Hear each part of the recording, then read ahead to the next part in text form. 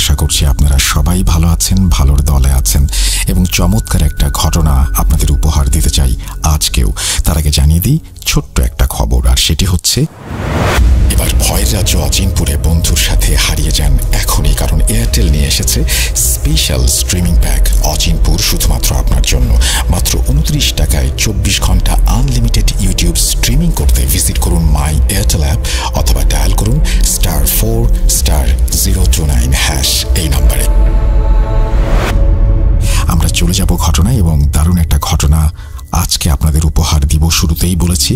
আর এই মুহূর্তে যে ঘটনাটি পড়ব সেটিও বন্ধুদের নিয়ে, কারণ আপনারা জানেন অচিনপুর মানেই যেখানে ভয়ের রাজ্যে বন্ধুদের সাথে হারিয়ে যেতে ইচ্ছে হয়। চলুন কথা না বাড়িয়ে শুরু করা যাক। আসসালামু আলাইকুম প্রিয় রাস্তাল ভাই, আশা করি ভালোই আছেন। আমিও আল্লাহর রহমতে ভালোই আছি। আমি আমার ঠিকানা বা নাম উল্লেখ করলেও আমি চাইবো তা আপনি গোপন রাখবেন। তারপরে তিনি তার নাম এবং ঠিকানা দিয়েছেন, আমি সেটা পড়লাম না। আপনার কণ্ঠে যে কোনো ইমেল শোনা আমার কাছে বরাবরই অনেক পছন্দের, তাই আমি চাই আমার ঘটনাটাও আপনি পড়ে শোনান। ভূত.com-এ পাঠানো এটা সম্ভবত আমার চতুর্থ ঘটনা। আগের ঘটনাগুলো সিলেক্ট হয়েছে কিনা এখনো জানি না, তবে গতকাল রাতে আমার এক বন্ধুর কাছে তার সাথে ঘটে যাওয়া সত্য এই ঘটনাটি শুনেই আবার লিখতে বসে গেলাম। আমি জানি না আমার ঘটনাটা কতটা ভয়ের, তবে আমার ঘটনাটি শোনার পর কেমন যেন গা ছমছম করে উঠেছিল, তাই মনে করলাম শেয়ার করাই যায়। বন্ধু যেভাবে বলেছিল তা আমি নিজের মতো করে গুছিয়ে লেখার চেষ্টা করছি। জানি না কতটা গুছিয়ে লিখতে পারবো, তবে লেখার ভেতর অনাকাঙ্ক্ষিত ভুল ত্রুটিগুলো ক্ষমা সুন্দর দৃষ্টিতে দেখবেন আশা করি। ঘটনাতে যাওয়ার আগে ঘটনার প্রয়োজনে একটু আনুষাঙ্গিক বর্ণনা দেওয়া প্রয়োজন। আমার বন্ধুর নাম জুয়েল, সে আমার কলেজ লাইফের বন্ধু। আমরা একই সঙ্গে একই বিশ্ববিদ্যালয়ে ভর্তি হলেও পরের বছর আমার বন্ধু আবারও অ্যাডমিশন এক্সাম দিয়ে একটি বিজ্ঞান ও প্রযুক্তি বিশ্ববিদ্যালয়ে আরেকটি ভালো সাবজেক্টে চান্স পেয়ে সেখানে চলে যায়। সঙ্গত কারণে আমি বিশ্ববিদ্যালয়ের নামটি সরাসরি উল্লেখ করলাম না। বন্ধুর বাড়ি খুলনাতে, খুলনা থেকে গিয়ে প্রতিদিন ক্লাস করা অসম্ভব। অগত্যা যেভাবেই হোক পড়তে হলে ওখানেই পড়তে হবে। আমার বন্ধু প্রথম থেকে হলে সিট পায়নি, তাই আমার বন্ধু জুয়েল এবং আরও কিছু বন্ধু অর্থাৎ তার পরিচিত বন্ধুরা মিলে বিশ্ববিদ্যালয় থেকে কিছুটা দূরে একটা বাসায় একসঙ্গে থাকার সিদ্ধান্ত নেয়।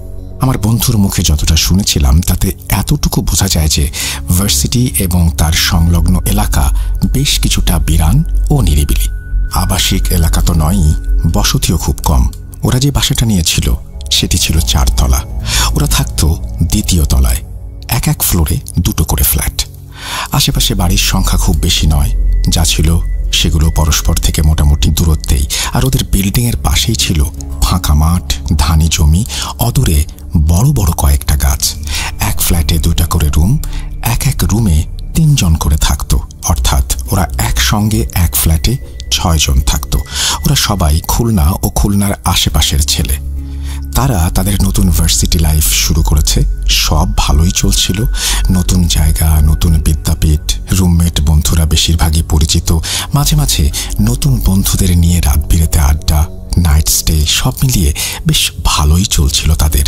যেহেতু তারা ইঞ্জিনিয়ারিংয়ের ছাত্র, ক্লাস, ল্যাব, অ্যাসাইনমেন্ট নিয়ে তাদের সপ্তাহের 5টা দিন খুবই ব্যস্ততায় কেটে যেত। তাদের প্রত্যেকেই সপ্তাহে 5টা দিন যান্ত্রিক ব্যস্ততা শেষ করে বৃহস্পতিবার বিকেলে খুলনা ও তার আশেপাশে যাদের যেখানে বাড়ি সেখানে চলে যেত। সপ্তাহের 2 দিন নিজের বাড়িতে একটু শান্তিতে থাকার আশায়। এভাবে 1-1.5 বছর কেটে গেল। এই 1.5 বছরে তাদের ফ্ল্যাটে নতুন এক অতিথিও এসে নিজেদের মতো করে একটা থাকার জায়গা করে নিয়েছে। ফ্ল্যাটের একমাত্র বারান্দায় একজোড়া চড়ুই এসে ঘর বেঁধেছিল সেখানে। ওরাও তাদেরকে নিজেদের ঘরের সদস্যর মতোই আপন করে নিয়েছিল। তাদেরকে মাঝে মাঝে খেতে দেয়া, তাদের কিচির মিচির, এসবই ওদের নিত্যদিনের জীবনযাপনের অংশ ছিল। এবার আসি মূল ঘটনায়।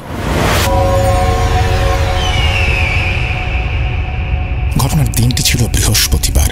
যথারীতি ওই দিনও বাসার সকল বন্ধুরা সকালবেলা উঠে ভার্সিটি যাওয়ার প্রস্তুতি নিচ্ছে। সকলেই ব্যস্ত, কেউ ওয়াশরুমে ছুট লাগাচ্ছে, কেউ বা জামা কাপড় পরিপাটি করছে, কেউ আবার শেভিং কিট খুঁজতে এই ঘর থেকে ওই ঘরে ছুটছে।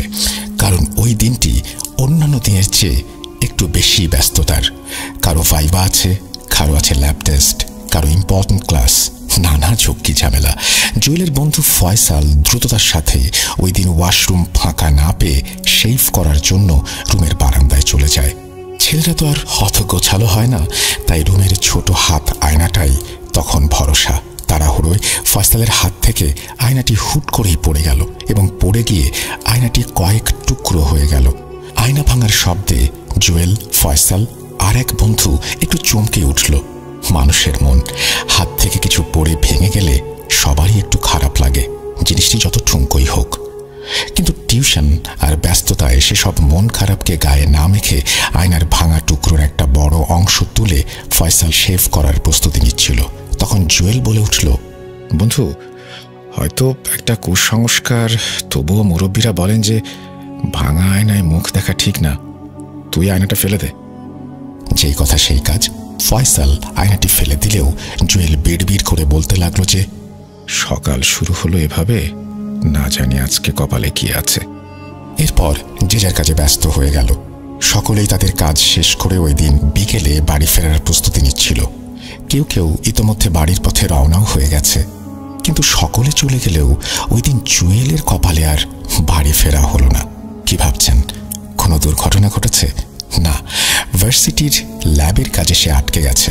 ল্যাব ক্লিয়ার না হওয়া পর্যন্ত সেখান থেকে ছুটিও মিলবে না। কাজ শেষ করে ফিরতে ফিরতে তার সন্ধ্যা হয়ে গেল, আর তাই তার বাড়ি ফেরা হলো না। অত বড় ফ্ল্যাটটিতে সেই সপ্তাহের মতো নিঃসঙ্গ থেকে যেতে হলো জুয়েলকে।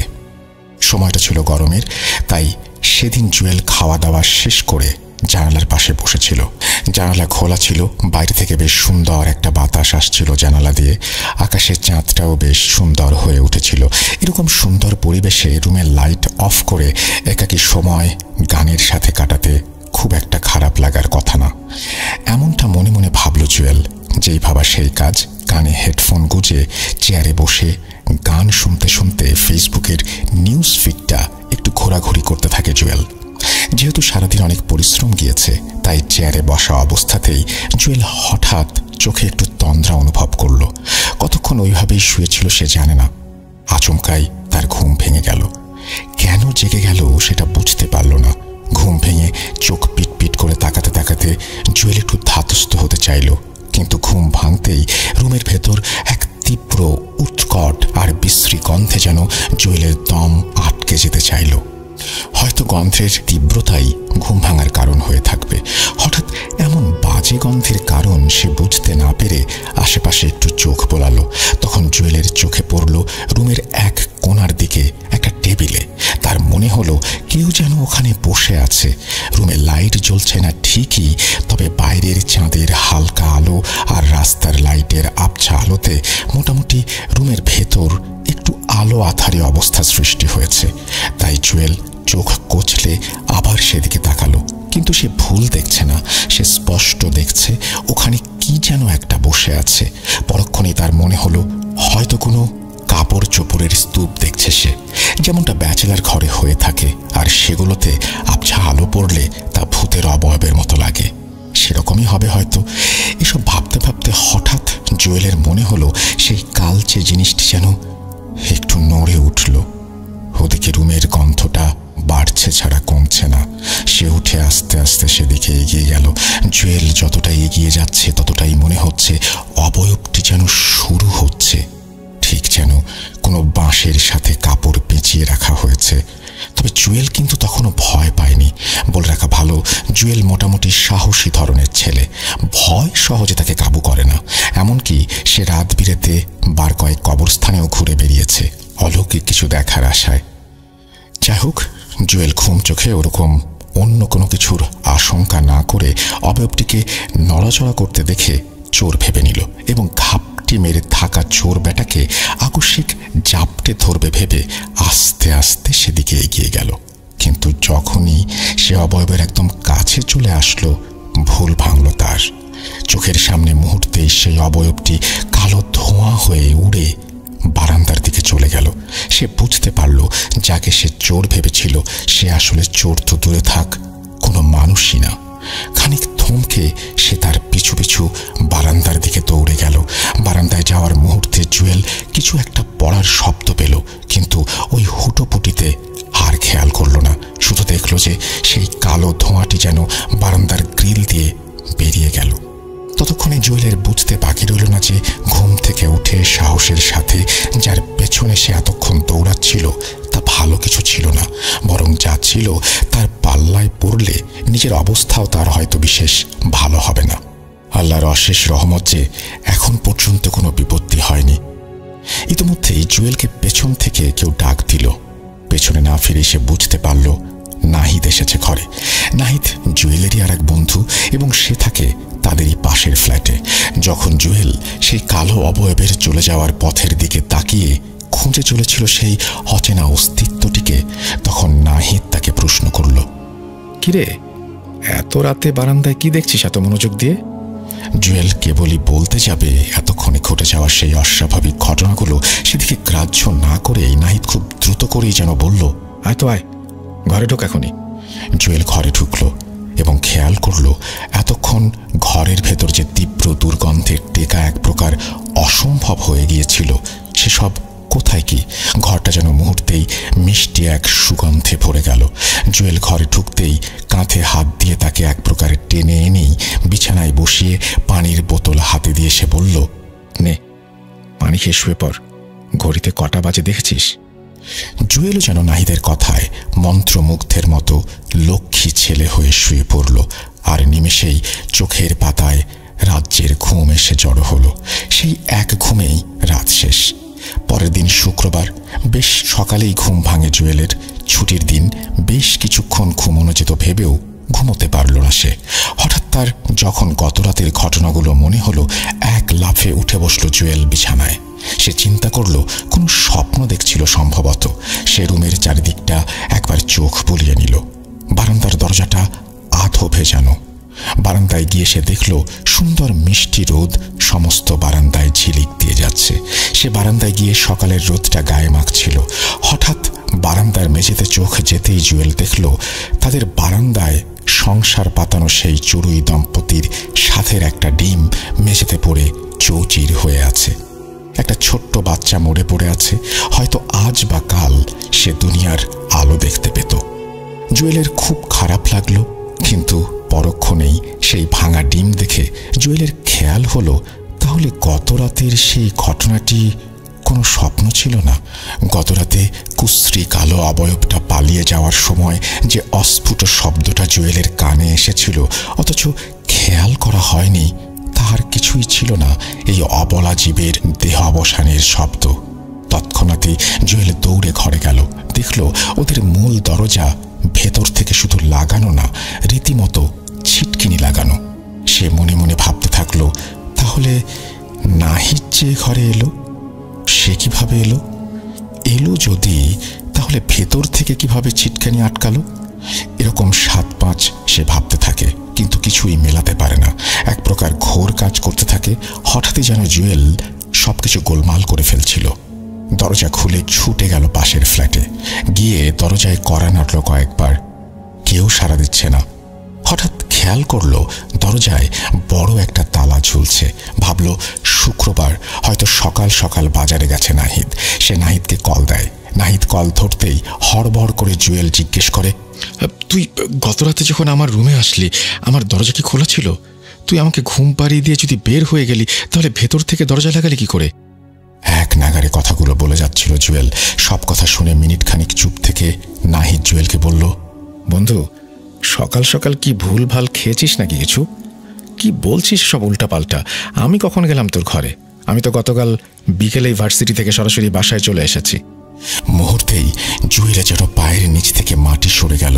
জুয়েল ভয় পেয়ে এমনটা করছিল তা ঠিক নয়, কিন্তু কবরস্থানে অদৃশ্য কিছু দেখার আশায় ঘুরে বেড়ানো ছেলেটার কাছে সবকিছুই তখনও স্বপ্নের মতো মনে হতে থাকে। আসলে বিষয়টা এরকম যে আমরা সবাই একটু আধটু মনের মধ্যে এরকম অদৃশ্য কিছু দেখার ইচ্ছা পোষণ করি, কিন্তু যখন এগুলো আমাদের সাথে ঘটে যায় বা ঘটে, আমরা ঘোরের মধ্যে পড়ে যাই বই কি। জুয়েল ফোন কেটে দিল। নাহিদ বার দুয়েক তাকে কল দিল, কিন্তু জুয়েল হতভম্ব হয়ে নিজের ঘরে গিয়ে আদ্যপান্ত সবকিছু ভাবতে থাকলো। গতরাতে কে ছিল ওই কালো বাঁশের মতো চিকন অবয়ব? কি চাইছিল সে তার কাছে? আর কেনই বা পালিয়ে গেল?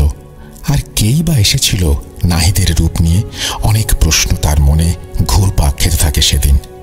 সে ওই মুহূর্তে ব্যাগ গুছিয়ে বাড়িতে চলে যায়, কারণ পুরো ফাঁকা ফ্ল্যাট এবং সমস্ত ফ্লোরে একা থাকা আর সে নিরাপদ মনে করেনি। 2 দিন পর সে রুমে ফিরে আসে, কিন্তু তার কোনো রুমমেটকে সেই সব ঘটনা শেয়ার করেনি, পাছে তারা ভয় পায়। যদিও নাহিদ তাকে পরে জিজ্ঞেস করেছিল, কিন্তু সে স্বপ্ন দেখেছে বলে কথাটা এড়িয়ে যায়। তারা মাস কয়েক পরেই হলে সিট পেয়ে যায়, কিন্তু যে কয়দিন তারা ওই বাসায় ছিল সেই কয়দিন আর সেখানে কোনো সমস্যা হয়নি। পরে হলে উঠে অবশ্য জুয়েল বন্ধুদের সাথে ঘটনাগুলো শেয়ার করেছিল।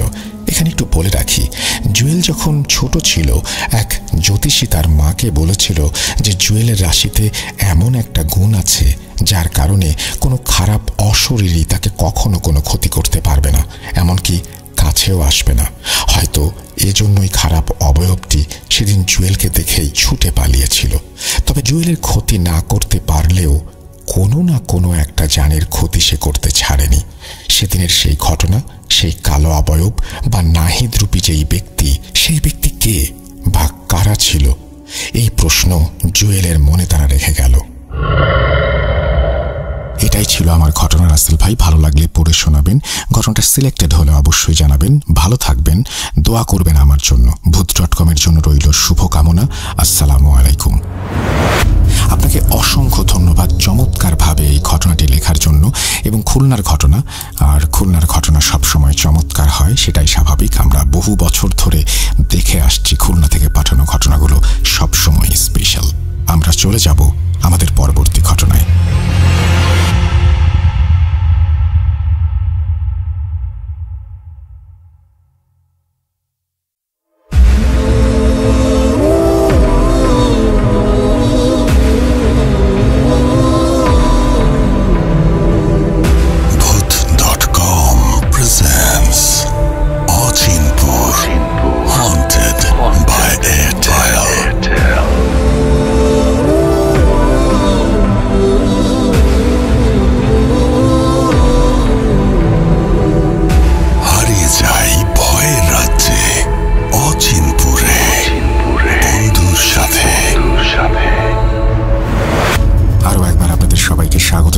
অচিনপুরে। আশা করছি আপনারা সবাই ভালো আছেন, ভালোর দলে আছেন।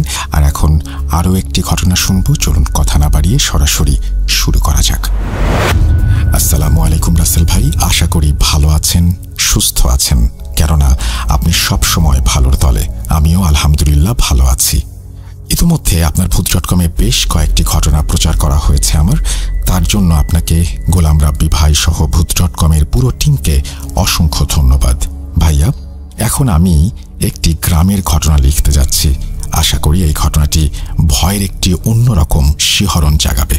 আমি মোহাম্মদ মেহেদি হাসান, লিখছি দুবাই থেকে।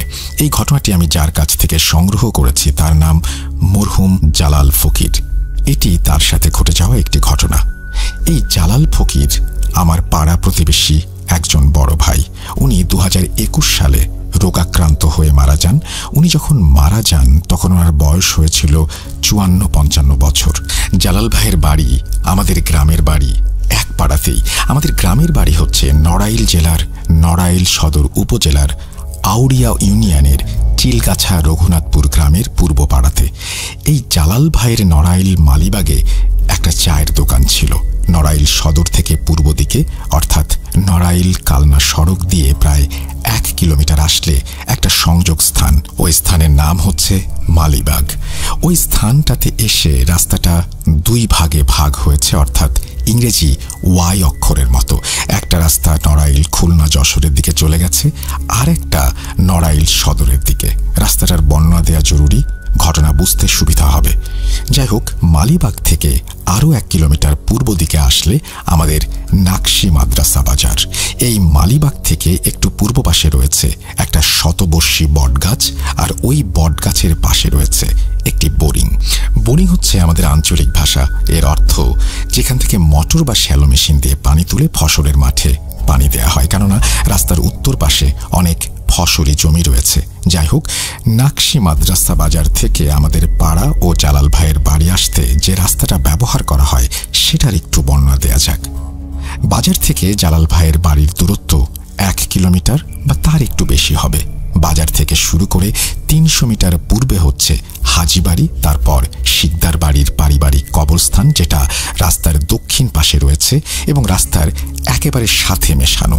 কবরস্থান পার হবার পর 50 মিটার পূর্বে হচ্ছে একটা ছোট পুল বা কালভার্ট। কালভার্ট পার করে 100 মিটার ফাঁকা জায়গা, তারপর রাস্তার দুই পাশে ঘন জঙ্গল। এই জঙ্গলটা বেশ বড়, আর সেখানে তখন কোনো বসতি বাড়ি ছিল না। রাস্তার উত্তর পাশ দিয়ে একটা ছোট আড়া বা খাল বয়ে গেছে, আর খাল থেকে উঠলে জঙ্গল শুরু উত্তর দিকে। এইটা মূলত একটা নদী ছিল যেটা মরে গেছে। এই জঙ্গলের ভেতর দিয়ে আধা কিলোমিটার আসার পরে পড়বে একটা 3 রাস্তার মোড়। মেইন রাস্তা যেটা দিয়ে আসলে সেটা মোড় ঘুরে দক্ষিণ দিকে চলে যায়। এই 3 রাস্তার মোড়কে শেয়ালমারা খোয়ার বলে, এবং সেটাকে শেয়ালমারা খোয়ার বলার কারণ হচ্ছে সেখানে খোয়ার বা ফাঁদ পেতে বাঘ মারা হয়েছিল। আগের দিনের মানুষ বাঘকে বড় শেয়াল বলেও ডাকত। তো এই শেয়ালমারা খোয়ার থেকে একটু পূর্ব পাশে আমাদের পূর্ব পাড়া শুরু, আর দক্ষিণে বারোইপাড়া। 3 রাস্তার মোড় থেকে কাঁচা রাস্তা শুরু, যেটি ধরে আমাদের পাড়া ও জালাল ভাইয়ের বাড়ি যাবার পথ। অর্থাৎ মেইন রাস্তা থেকে নেমে কাঁচা রাস্তা দিয়ে সোজা প্রায় 400 মিটার ভেতরে জালাল ভাইয়ের বাড়ি। 3 রাস্তার মোড় থেকে নেমে কাঁচা রাস্তার শুরুতে রয়েছে আর একটা বট গাছ, তবে সেটা অনেক ছোট। ওই বট গাছের পূর্ব পাশে অর্থাৎ বাড়ির দিকে আসতে রয়েছে 2টো তেঁতুল গাছ। গাছ দুটো রাস্তার দুই পাশে ও বেশ পুরনো। জালাল ভাইয়ের বাড়ির কাছে রয়েছে আমাদের একটা পুরনো আম গাছ। আশা করি রাস্তাটা সম্পর্কে একটা ধারণা পেয়েছেন। এবার মূল ঘটনায় যাওয়া যাক। এই জালাল ভাই পেশায় একজন চায়ের দোকানদার। তার পাশাপাশি গরমের সময় উনি তাল গাছ কাটতেন, অর্থাৎ তাল গাছ থেকে তাল রস সংগ্রহ করে সেটা থেকে গুড় বানিয়ে বিক্রি করতেন। জালাল ভাই ছিলেন প্রচণ্ড রাগী এবং সাহসী একজন মানুষ। আমি জীবনে তাকে বিড়ি ছাড়া দেখিনি। তার সাথে যখনই দেখা হয়েছে দেখি তখনই ওনার মুখে অথবা হাতে বিড়ি রয়েছে। যাই হোক, আমি জালাল ভাইয়ের কাছ থেকে ঘটনাটা শুনেছিলাম 2016 অথবা 2017 সালের দিকে। একদিন ওনার চায়ের দোকানে চা খেতে গিয়েছিলাম, আর তখন বিভিন্ন কথা প্রসঙ্গে উনি এই ঘটনাটা আমাকেও উপস্থিত সবাইকে বলেন। ঘটনাটি জালাল ভাই যেভাবে বলেছিলেন আমি সেইভাবে ওনার মতো করে বর্ণনা করার চেষ্টা করছি। বলছেন জালাল ভাই।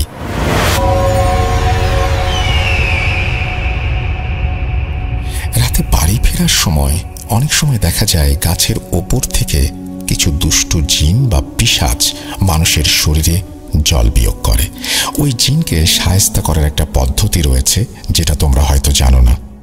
একদিন আমার এক প্রতিবেশী গৌরঙ্গ, যিনি আমাদের গ্রামের বারোইপাড়ার বাসিন্দা, ওনারা মূলত হিন্দু, আর ওনাদের বারোই বলার কারণ হচ্ছে ওনাদের মূল ব্যবসা ও পেশা হচ্ছে পান চাষ।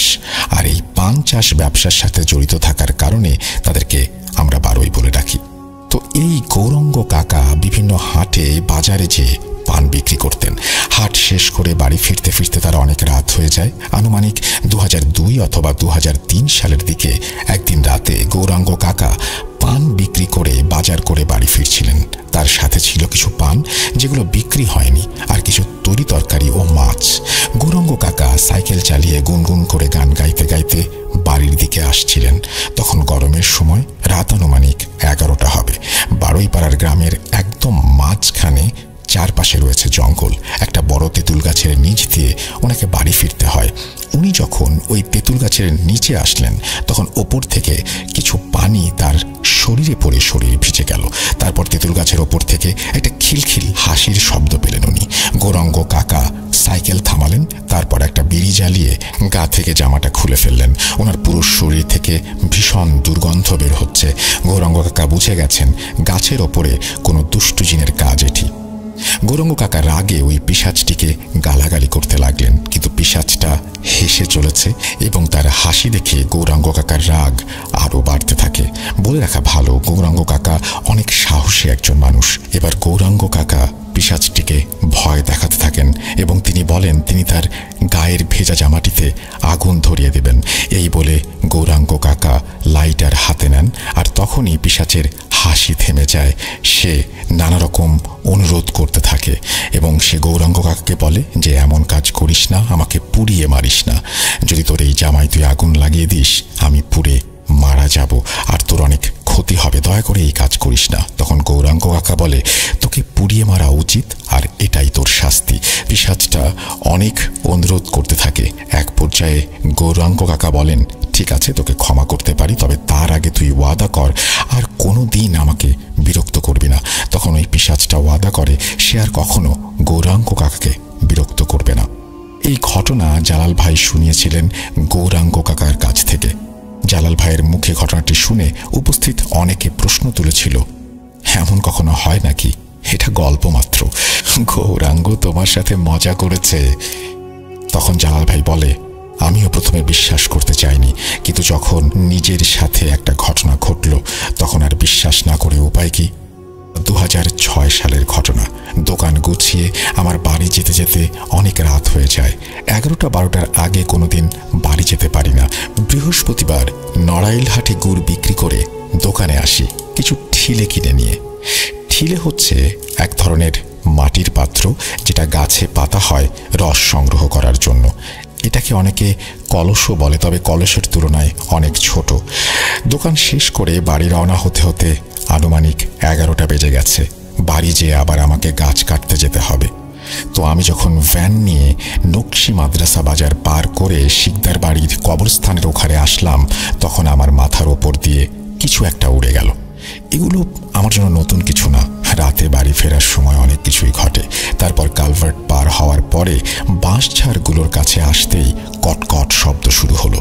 আমিও সবাই পাত্তা না দিয়ে মনের আনন্দে গান গাইতে গাইতে ভ্যান চালিয়ে বাড়ি যাচ্ছি আর মনে মনে বলছি যতই আমাকে ভয় দেখানোর চেষ্টা করো না কেন, আমি জালাল ভয় পাওয়ার মানুষ না। তারপর আমি যখন শিয়ালমারা খোয়ার পার করে মাটির রাস্তায় নামলাম তখন ওই বটগাছের ওপর থেকে কিছু পানি আমার মাথার ওপরে এসে পড়ল। আমি সম্পূর্ণ ভিজে গেলাম। প্রচণ্ড দুর্গন্ধ বেরোতে শুরু করলো আমার শরীর থেকে। আমি বুঝে গেলাম এটা পানি না, কোনো বদমাশ পিশাচ নিশ্চয়ই এই কাজ করেছে। আমি রেগে তখন একদম আগুন। তখন আমার গৌরাঙ্গ তার কথা মনে পড়ল। গৌরাঙ্গ বলেছিল কোনো পিশাচ যদি কারো শরীরে এইভাবে পানি ছিটিয়ে দেয় তবে সেটাতে আগুন জ্বালিয়ে দিলে নাকি ওই পিশাচের শরীরেও আগুন ধরে যায়। আমি জামা খুলে ফেললাম আর ওই পিশাচের উদ্দেশ্যে বলতে লাগলাম দাঁড়া, তোর ব্যবস্থা করছি। এই বলে বিড়ি জ্বালিয়ে যখনই আমার গায়ের জামা খুলে আগুন জ্বালাতে যাব তখন বটগাছের ওপর থেকে ওই পিশাচ আমাকে অনুরোধ করতে শুরু করলো, না জালাল, এই কাজ করিস না, জামায় আগুন দিস না। তখন আমি বলি আমি জামায় আগুন দেব, আজ তোর একদিন কি আমার একদিন। ওদিকে পিশাচটা আমাকে অনুরোধ করেই চলেছে।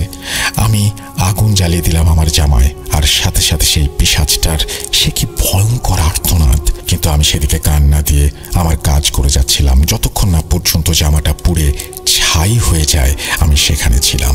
পিশাচটা হয়তো পুড়ে মরে গিয়েছিল। ও মরার আগে আমাকে বলেছিল জালাল, এই কাজের সাজা তুই পাবি। যাই হোক, আমি বাড়ি চলে গেলাম। এই ঘটনার 4-5 দিন পর থেকে আমার সাথে কিছু অদ্ভুত ঘটনা ঘটতে শুরু করলো। আমি যখন তাল গাছ কাটার জন্য গাছের উপরে উঠতাম তখন আমি অদ্ভুত কিছু সাপ দেখতে পেতাম। আমি গাছ কাটার সময় অনেক সাপ দেখেছি, কিন্তু এই সাপগুলো সেরকম না। সাপ দেখলে সাধারণত করণীয় কি? দ্রুত গাছ থেকে নেমে যাওয়া অথবা সেটাকে ছুরি দিয়ে কেটে ফেলা যদি সুযোগ থাকে। আমি প্রথম সাপ দেখে দ্রুত গাছ থেকে নেমে গেছি আর নিচে এসে বাঁশ ধরে ঝাঁকিয়েছি যাতে সাপ পালিয়ে যায়। এই সাপ দেখার বিষয়টা আমার সাথে প্রতিদিন ঘটতে থাকে। এই সাপগুলোর বেশিরভাগই সাদা রঙের ছিল। একদিন আমি প্রচণ্ড রেগে আমার হাতে থাকার ধারালো ছুরি দিয়ে সাপটাকে দিলাম এক কোপ, আর সাথে সাথে সেটা গায়েব হয়ে গেল। আমি টর্চ মেরে সাপটাকে খুঁজতে থাকি, কিন্তু কোথাও পাই না। আমি বুঝে যাই এটা সাপ না, এটা জিন।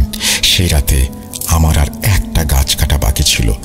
যখন আমি শেষ গাছে উঠলাম, গাছের ঠিলা বাঁধার জন্য আমি লক্ষ্য করি প্রত্যেকটা তালের কান্দায় একটা করে সাপ ঝুলে আছে। অর্থাৎ আমি যেই গাছটায় ঠিলে বাঁধবো সেই জায়গায়, কান্দা বলতে তালের ছোড়া বা শীষ এটাকে বোঝায়। আঞ্চলিক ভাষায় আমরা এটাকে কান্দা বলি, অর্থাৎ যেখান থেকে রস আসে। আমাকে দেখা মাত্র সাপগুলো ফনা তুলে আমার দিকে তেড়ে আসে, আর আমি সাথে সাথে গাছ থেকে নেমে পড়ি। তাড়াহুড়ো করতে গিয়ে আমি পড়ে যাচ্ছিলাম। যাই হোক, এই ঘটনা আমি আমার স্ত্রীকে বলি। বিষয়টা স্বাভাবিক বলে মনে হয় না আমার স্ত্রীর। সে একজন হুজুরের শরণাপন্ন হয়। সে হুজুরকে গিয়ে সবকিছু খুলে বলে যে কিছুদিন যাবৎ এই সাপ দেখছি আমি, এবং পিশাচের সাথে আমার কি হয়েছিল সেটাও তাকে বলা হয়। সবকিছু শুনে হুজুর বলেন, কি আর করার, যা হবার হয়ে গেছে, আপনার স্বামীকে একটু সাবধানে চলাফেরা করতে বলবেন। তারপর হুজুর কিছু তাবিজ আমার স্ত্রীকে দিলেন। তাবিজগুলোর ভেতরে একটি তাবিজ একটু আলাদা, যেটা আমাকে ডান হাতে পড়তে বলেছিলেন। বাকিগুলো তাল গাছে ঝুলিয়ে রাখতে বলেছিলেন। হুজুরের দেয়া তাবিজগুলো গাছে ঝোলানোর পর থেকে ওরকম আর কখনো আমি সাপ দেখিনি বা ওই ধরনের কোনো কিছু আমার সাথে ঘটেনি। তবে এবার শুরু হয় অন্য এক ঝামেলা। আমি যখন বাড়ি ফিরতাম তখন শেয়ালমারা খোয়ার থেকে নিচে নামার সাথে সাথে করুণ এক কান্নার আওয়াজ শুনতে পেতাম। ওই বট গাছের ওপর থেকে আওয়াজটা আসতো। সে কি মায়া কান্না! আমি বুঝতাম এটা কোনো সাধারণ মানুষ না, এটা কোনো পিশাচের কাজ। আমি ভ্যান নিয়ে দ্রুত ওই জায়গা ত্যাগ করতাম। মজার বিষয় হচ্ছে, যেদিন আমি আমার সাথে অন্য কেউ থাকতো সেদিন কোনো কান্নার আওয়াজ শুনতে পেতাম না। মাঝে মাঝে বাড়ি ফেরার পথে কাউকে রাস্তায় পেয়ে গেলে তাকে ভ্যানে তুলে নিতাম। সেদিন আর সমস্যা হতো না। এই সমস্যা শুধু একা থাকলেই হয়। এভাবে কেটে যায় 7-8 মাস। বিষয়টা ততদিন আমার কাছে ডাল ভাত হয়ে গেছে। একদিন আমি খেয়াল করলাম হুজুরের দেয়া তাবিজটা আমার হাতে নেই। সম্ভবত গোসল করার সময় সেটা পড়ে গেছে। এই তাবিজ হারিয়ে যাবার বিষয়টা আমি তেমন একটা গুরুত্ব দিলাম না। যেহেতু অনেক দিন হয়ে গেছে, মনে মনে ভাবলাম আর কোনো সমস্যা হবে না। তখন শীতকাল, মাঘ মাসের এক ঘুটঘুটে অন্ধকার রাতে আমি দোকান বন্ধ করে বাড়ি ফিরছিলাম। মালিবাগ পার হয়ে যখন সেই সেচ ঘরে অর্থাৎ বোরিংয়ের পাশে বটগাছটার নিচে আসছি, তখন হঠাৎ করে 5-6টা ঘোড়া আমার ভ্যানের সামনে চলে আসে। আমার হাতে টর্চ লাইট ছিল, সেটার আলোয় আমি যেটা দেখতে পেলাম সেটা দেখে আমার পিলে চমকে যায়। আমি দেখি এই ঘোড়াগুলোর মধ্যে একটি ঘোড়ার মাথা নেই। বাকি ঘোড়াগুলো আমার ভ্যানের চারপাশে ঘুরতে থাকে আর আমার ভ্যান কামড়িয়ে ধরে। আমি ভয় পাচ্ছিলাম, কিন্তু ওখানে থাকলে আমার বিপদ হবে এই ভেবে আমি সামনে এগোনোর চেষ্টা করি, কিন্তু এগোতে পারছি না। একটা জিনিস লক্ষ্য করলাম, সেটা হলো ঘোড়াগুলো আমার চারপাশে ঘুরলেও আমার কাছে আসতে পারছে না।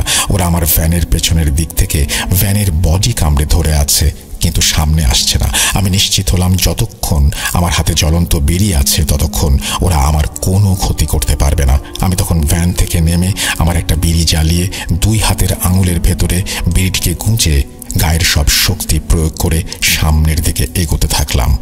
এই মাঘ মাসের কনকনে শীতের মাঝেও আমি ঘেমে নিয়ে একাকার হয়ে গেলাম। এভাবে বেশ কিছুক্ষণ চেষ্টা চালানোর পর আমি কিছুটা সক্ষম হই সামনে এগোতে। এক সময় ওই ঘোড়াগুলো কোথায় যেন মিলিয়ে যায়। আমি 7-5 না ভেবে দ্রুত ভ্যান নিয়ে ছুটলাম বাড়ির দিকে।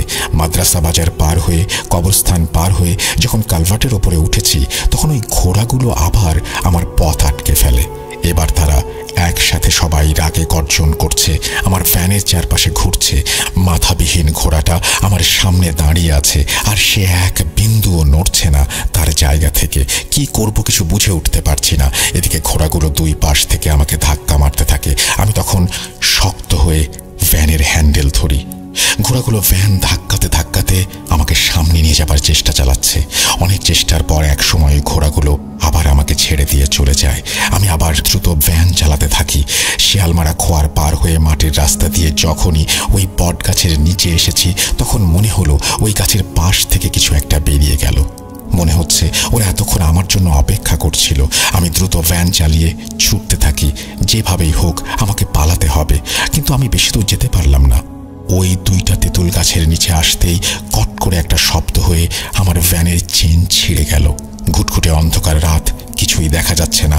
আমি পেছনে টর্চ মারলাম, কিন্তু আলো বেশি দূর গেল না, কারণ অন্ধকারের সাথে ঘন কুয়াশাও ছিল। তবে একসাথে অনেকগুলো ঘোড়া দৌড়ে আমার দিকে আসতে শুরু করলো, যার খুঁড়ের শব্দ শুনে আমি আর কাল বিলম্ব না করে ভ্যান থেকে নেমে দৌড় শুরু করি।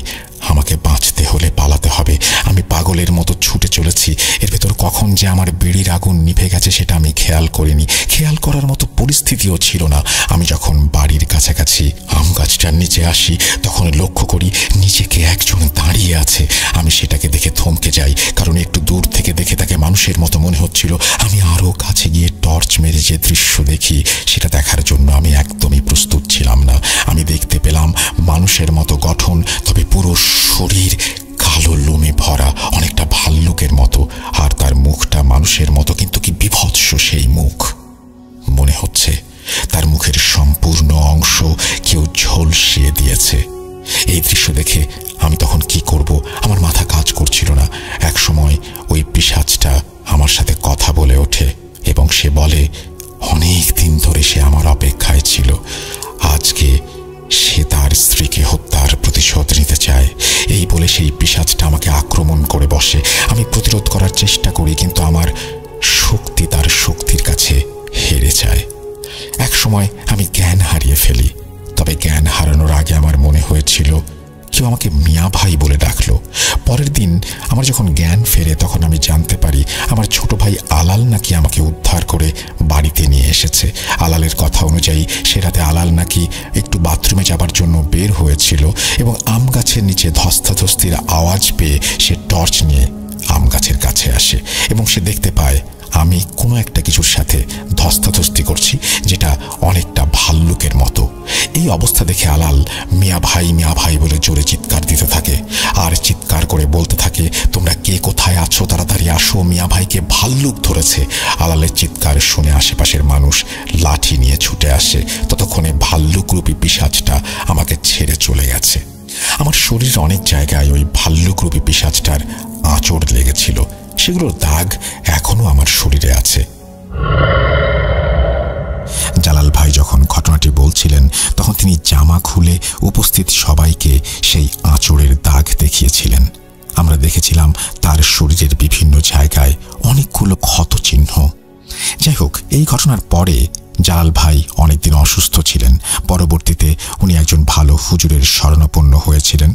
তারপর তার কাছ থেকে আবারও তাবিজ গ্রহণ করেন। উনি 2021 সালে মারা যান। শুনেছি তিনি অসুস্থ হয়ে মারা গেছেন। তার মৃত্যুর পেছনে এই ঘটনার কোনো যোগসূত্র আছে কিনা সেটা এখনও অজানা। এই ছিল ঘটনা। আশা করি ঘটনাটি সবার ভালো লেগেছে। অনাকাঙ্ক্ষিত বানান ভুল এবং অন্যান্য ত্রুটির জন্য ক্ষমা চেয়ে নিচ্ছি। ঘটনাটি সিলেক্টেড হলে অবশ্যই পড়ে শোনানোর অনুরোধ রইল। মেহেদী হাসান, আপনাকে অসংখ্য ধন্যবাদ আমাদেরকে ঘটনা পাঠানোর জন্য। আশা করছি এই ঘটনাটা আপনাদের ভালো লেগেছে। শুনছেন ভূত.com presents Achinpur haunted by Airtel. আপনাদের একটু জানিয়ে দিই, অচিনপুর সহ আপনাদের পছন্দের সব কন্টেন্ট ইউটিউবে আনলিমিটেড স্ট্রিম করতে পারবেন আপনি এয়ারটেল বেস্ট স্ট্রিমিং প্যাকে। 179 টাকায় 30 দিন আনলিমিটেড ইউটিউব স্ট্রিমিং করতে ভিজিট করুন মাই এয়ারটেল অ্যাপ অথবা ডায়াল করুন *4*179# এই নাম্বারে। আমরা চলে যাব আমাদের পরবর্তী ঘটনায়, যে ঘটনাগুলো আপনারা হয়তো আগেও শুনেছেন বা কখনো শুনেননি বা বারবার শুনতে চান। সেই বিখ্যাত কিছু ঘটনার সাথে আপনাদের পরিচয় করিয়ে দেব এখন। চলুন শুরু করা যাক।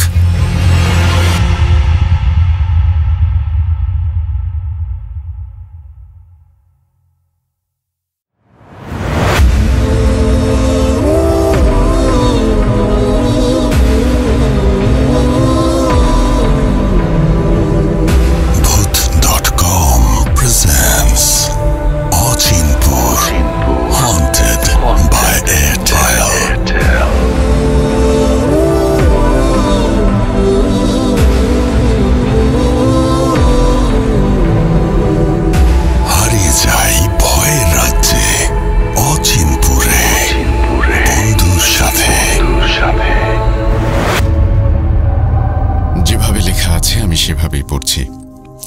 আসসালামু আলাইকুম রাসেল ভাই এবং আমাদের প্রিয় শ্রোতা বন্ধুরা।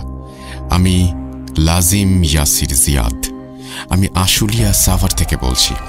রাসেল ভাই, আশা করি আল্লাহর অশেষ সহমতে ভালো আছেন। আপনার ভূত FM ও ভূত.com এই শোয়ের প্রতি আমার আলাদা ভালো লাগা কাজ করে। এই ভালো লাগা থেকে আমি বিভিন্ন স্টোরি কালেক্ট করার চেষ্টা করি। আজকে যে ঘটনাটি আপনার কাছে আমি শেয়ার করব সেই ঘটনাটি আমার একজন পরিচিত ভাইয়ের কাছ থেকে কালেক্ট করা, ভাইয়ের জীবনে ঘটে যাওয়া একটি সত্য ঘটনা। বেশি কথা না বাড়িয়ে আমি আমার ঘটনায় চলে যাচ্ছি। ঘটনাটি ভাই আমাকে যেভাবে বলেছেন সেই অনুযায়ী আমি লেখার চেষ্টা করছি। আমাকে ভাই তার পরিচয় গোপন রাখতে অনুরোধ করেছেন, সে কারণে ঘটনায় ব্যবহৃত সকল নাম ছদ্মনাম আমার লেখায় অনিচ্ছাকৃত ভুলের জন্য আমাকে ক্ষমা করবেন। আমার নাম রিফাত। ঘটনাটি যখন আমার সাথে ঘটে সালটি ছিল 2015। আমি সদ্য বিয়ে করে আমার ওয়াইফকে নিয়ে একটি নতুন বাসায় উঠি। আমরা নতুন বাসায় ওঠায় আমার বাসার জন্য কিছু আসবাবপত্র প্রয়োজন হয়। একদিন বিকেলে আমি আমার ওয়াইফকে একটি ফার্নিচারের দোকানে নিয়ে যাই। বিশেষ দ্রষ্টব্য গোপনীয়তা রক্ষায় আমি দোকানের নাম লিখছি না। দোকানে যাওয়ার পর বিভিন্ন আসবাবপত্র দেখতে দেখতে আমার চোখ আটকে যায় একটি অতি সুন্দর কারুকাজ করা আলমারির ওপর। আমি আমার ওয়াইফকে আলমারিটি দেখিয়ে আলমারিটি নেয়ার কথা বলি। আমার ওয়াইফেরও আলমারিটি অনেক পছন্দ হওয়ায় আমরা আলমারিটি কেনার সিদ্ধান্ত নেই। কেনার সময় আমি একটি অদ্ভুত বিষয় খেয়াল করি।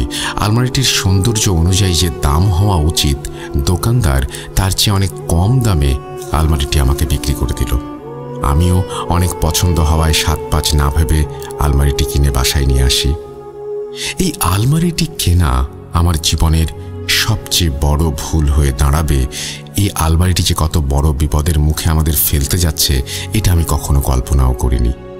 পছন্দের আসবাবটি বাসায় নিয়ে আসার পর 2-3 দিন তেমন কোনো সমস্যা হয়নি, কিন্তু মাঝে মাঝে মনে হতো আমি এবং আমার ওয়াইফ ছাড়া আমাদের বাসায় তৃতীয় কোনো একজনের অস্তিত্ব আছে। এই বিষয়টিকে আমরা এতটা গুরুত্ব দেই না। আমরা মনে করি এটা হয়তো আমাদের মনের ভুল। আমি একটি বেসরকারি প্রতিষ্ঠানে চাকরি করি। সকালবেলায় বের হয়ে যাই, আবার রাতে বাসায় ফিরি। সে কারণে আমার ওয়াইফ বাসায় সারাদিন একাই থাকে। তো একদিন বিকেলে আমার ফোনে একটি কল আসে। কলটি ছিল আমার পাশের বাসার ফ্ল্যাটের এক ভদ্রমহিলার, এবং কল রিসিভ করা মাত্রই তিনি বললেন, আপনার ওয়াইফ আত্মচিৎকার শুনতে পেয়ে আমি সাথে সাথে আপনার ফ্ল্যাটে যাই। অনেকক্ষণ যাবৎ আপনাদের দরজা নক করছি, কিন্তু তিনি দরজা খুলছেন না। আপনি তাড়াতাড়ি বাসায় আসেন। কথাগুলো শুনে অফিস থেকে তাড়াতাড়ি বাসার উদ্দেশ্যে যাত্রা শুরু করি। 5টার দিকে আমি বাসায় পৌঁছে যাই।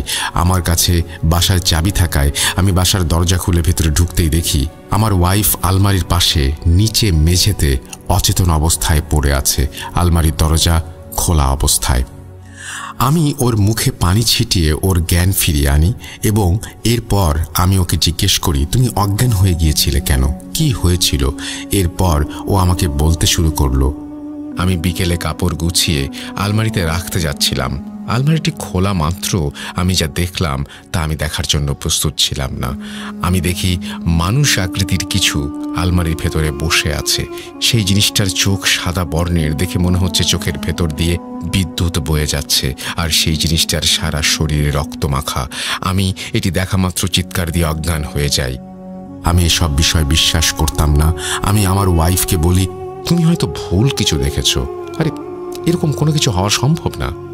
আমার এই জিন ভূতের প্রতি অবিশ্বাস করা, এই জিন ভূত বলতে যে কিছু নেই, আমার এই ধারণা, এই বিশ্বাস যে আমাকে সেই রাতেই পরিবর্তন করতে হবে, আমার জানা ছিল না। ওই দিন রাতে আমি এবং আমার ওয়াইফ রাতের খাবার খেয়ে ঘুমিয়ে পড়ি। রাত আনুমানিক তখন 3:30। আমার ঘুম ভেঙে যায় একটা কান্নার শব্দে। কান্নার শব্দটি আসছিল আলমারি থেকে। পরক্ষণে আমরা দুজনেই শুনতে পাই কি যেন নারী কণ্ঠে কান্না করছে এবং কিছু একটা বলছে। হঠাৎ আলমারির দরজাটা আপনা আপনি খুলে যায়। সেখান থেকে একটি মানুষ আকৃতির কিছু বেরিয়ে আসে।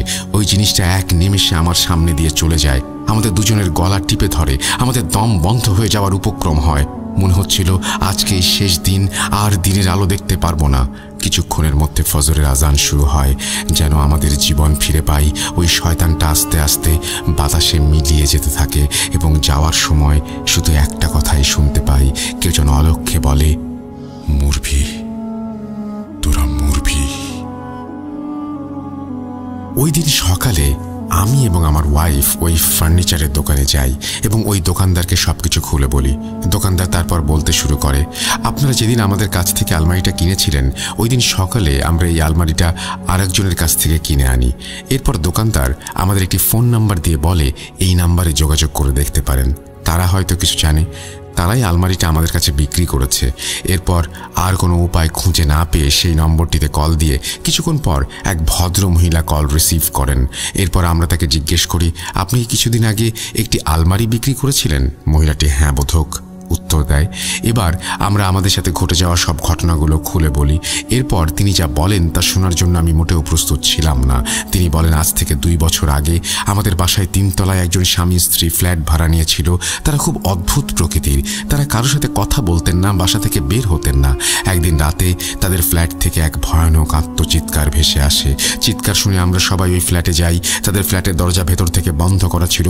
আমরা অনেকক্ষণ দরজায় নক করতে থাকি, কিন্তু ভেতর থেকে কোনো সারা শব্দ না পেয়ে আমরা দরজা ভেঙে ফেলি। দরজা ভেঙে ফ্ল্যাটের ভেতরে যাওয়া মাত্র আমরা দেখি সেই দৃশ্য যা মানুষ দ্বিতীয়বার দেখতে চাইবে না। আমরা সকলে দেখি ওই স্বামী স্ত্রীর নিথর দেহ মেঝেতে পড়ে আছে। তাদের হাত মুচড়ে কেউ ভেঙে দিয়েছে, তাদের চোখ কেউ তুলে ফেলেছে, তাদের দেহ থেকে সব রক্ত শুষে নেওয়া হয়েছে। এরকমভাবে হত্যা করা হয়েছে যে সেটা কোনো মানুষের দ্বারা করা সম্ভব না। ওই রাতে বাসায় পুলিশ এসে বাসার প্রতিটি লাশ উদ্ধার করে। ওই স্বামী স্ত্রীর বাসায় একজন কাজের মেয়ে ছিল, তৃতীয় লাশটা ছিল তাকেও ঠিক একইভাবে হত্যা করা হয়েছিল। এরপর পুলিশ তদন্ত করে, কিন্তু কোনো রহস্য উন্মোচন করতে না পারায় তদন্ত বন্ধ করে দেয়। এরপর আমাদের ওই ফ্ল্যাট কোনোদিন ভাড়া হয়নি, কিন্তু মাঝে মধ্যে ফ্ল্যাট থেকে নানান শব্দ শোনা যেত। এর মধ্যে তাদের পরিবার পরিজন কেউ আমাদের সাথে যোগাযোগ করেনি। আমরা এরপর সিদ্ধান্ত নেই তাদের বাসার সকল কিছু বিক্রি করে দেব। তিনি এই বলে তার কথা শেষ করেন। তার মুখে সব কথা শুনে আমার পায়ের নিচ থেকে মাটি সরে যায়। এরপর আমি সিদ্ধান্ত নেই আজ আমাদের বাসায় আমরা যাব না, আমরা আমাদের বন্ধুর বাসায় যাব। এরপর আমি এবং আমার ওয়াইফ আমার বন্ধু করিমের বাসায় যাই। এরপর করিমকে আমাদের সাথে ঘটে যাওয়া সকল ঘটনা একে একে খুলে বলি। করিম সব ঘটনা শুনে আমাকে একটি ভালো কবিরাজের সন্ধান দেয়। আমি এবং আমার বন্ধু করিম ওই বিকেলেই কবিরাজের সঙ্গে দেখা করতে তার আশ্রমে চলে যাই। আশ্রমে বেশ কিছুক্ষণ বসে থাকার পর কবিরাজের সঙ্গে আমাদের দেখা করার সুযোগ হয়। তার সাথে দেখা করে আমার এবং আমার ওয়াইফের সাথে ঘটে যাওয়া সকল ঘটনা আমি একে একে বলি। শুনে তিনি আমাদের আশ্বস্ত করেন তিনি আমাদের বাসায় কাল আসবেন। সেদিনের মতো আমিও আমার বন্ধু আশ্রম থেকে বাসায় চলে আসি। সেদিন রাতে আমার এবং আমার ওয়াইফের সাথে একটি অদ্ভুত বিষয় ঘটে যায়। আমরা দুজনেই অদ্ভুত স্বপ্ন দেখতে শুরু করি। স্বপ্নে ওই শয়তান আমাদের বলতে থাকে, তোরা পালিয়ে যাবি কোথায়? তোরা যেখানেই যাস কোনো লাভ হবে না, তোদের রক্ত চুষে খাবো। এসব দেখে আমার ঘুম ভেঙে যায়। ঘুম থেকে উঠে দেখি ফজরের আজান হয়েছে। ঠিক তখনই আমার ফোনে একটি কল আসে। কলটি ছিল কবিরাজের আশ্রম থেকে। কবিরাজ বলে যত তাড়াতাড়ি সম্ভব আমাকে তার সাথে দেখা করতে হবে। আমি আর করিম তখনই কবিরাজের সঙ্গে দেখা করতে চলে যাই। এরপর কবিরাজ আমাদের যা বলেন সেসব কথা শুনে আমরা রীতিমতো ভয়ে ঠান্ডা হয়ে যাই। তিনি বলেন, ওই আলমারিটি কিনে তোমরা মৃত্যুকে আহ্বান জানিয়েছ। ওই আলমারিটি একটি খবিশ জিনের বাসস্থান। জিনকে সেই আলমারিতে একটি বাক্সের মধ্যে বন্দি করে রাখা হয়েছিল। জিনটির প্রধান চাহিদা হলো মানুষের রক্ত। তুমি যে স্বামী স্ত্রীর কথা আমাকে বলেছিলে তারা ভয়ঙ্কর কালো জাদু চর্চা করত।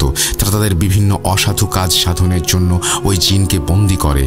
তারা কালো জাদুতে এতটা পারদর্শী না হয় ওই জিনটি মুক্ত হয়ে যায় এবং একে একে তাদের সবাইকে মেরে ফেলে। কিন্তু মৃত্যুর আগ মুহূর্তে তারা ওই জিনটিকে একটি বাক্সে বন্দি করতে পেরেছিল। এজন্য ওই জিন কারো কোনো ক্ষতি করতে পারেনি। কিন্তু তোমার স্ত্রী বাক্সটা খুলে ওই জিনকে আবার মুক্ত করে দিয়েছে। বাক্সের কথা শুনে আমি রীতিমতো অবাক হয়ে যাই। বাক্সের ব্যাপারে আমার কোনো কিছু জানা ছিল না।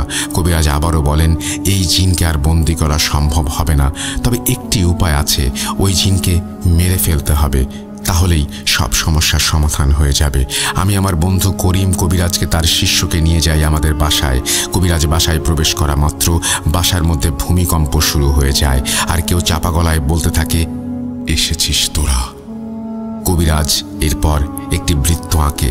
আমাকে আর করিমকে সেই বৃত্তে প্রবেশ করতে বলেন, আর আমাকে সেই আলমারিটি যে রুমে আছে সেই রুমটি দেখিয়ে দিতে বলেন। এরপর কবিরাজ তার 4 শিষ্যকে নিয়ে সেই রুমে প্রবেশ করে, আর যাবার আগে আমাদের বলে যান, যা কিছু হয়ে যাক আমরা যেন ওই বৃত্ত অতিক্রম না করি।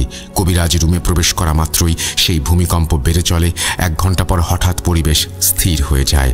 কবিরাজ রুম থেকে বেরিয়ে আসেন, তার সারা শরীরে বড় বড় আঁচড়ের দাগ।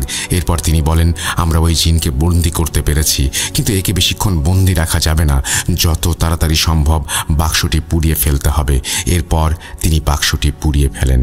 বাক্সটা পোড়ানোর সময় অনেক ভয়ানক আত্মচিৎকার ভেসে আসে। আস্তে আস্তে বাক্সটি পুড়ে ছাই হয়ে যায়। এরপর কবিরাজ বলেন এই জিনটি নেই, মারা গিয়েছে। কবিরাজ তার হাতিয়া নিয়ে চলে যান। এরপর থেকে আর কোনো সমস্যা হয়নি আমাদের সাথে।